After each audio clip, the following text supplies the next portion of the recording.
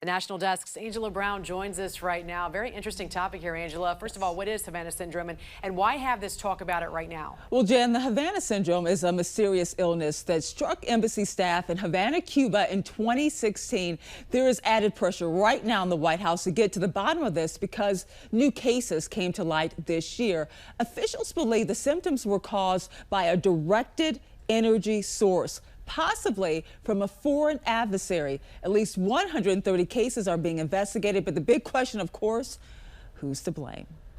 It's a mystery growing deeper. This May, it was revealed that two White House officials came down with a mysterious illness late last year consistent with the Havana syndrome. Senator Susan Collins has spoken with victims. Keep in mind, there have been more than 100 American public servants who have been injured by these directed energy attacks. And we need not only to take care of their medical needs, but also to find out who it is. The Havana syndrome first surfaced in 2016. U.S. Embassy staff in Cuba reported severe headaches, vertigo, hearing loss, and other neurological problems. Some say they heard a loud noise before getting sick.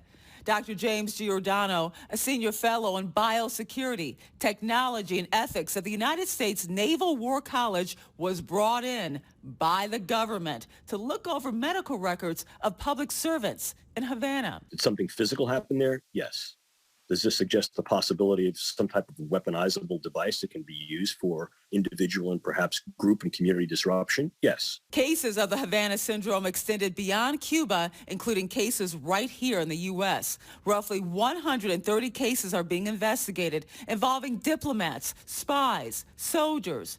GIORDANO consulted only on the Havana case, but says a number of countries, including the U.S., allies, adversaries, have been working to develop various forms of directed energy devices. The former Soviet Union, which then have now incorporated some of those prior research directions into ongoing bioengineering and technological research directions in the current Russia, and to some extent, our trans-Pacific near-peer competitor, China. The Biden administration has not determined who or what is responsible, but Senator Collins says Russia is a key suspect. I hope the president will bring up this issue with President Putin.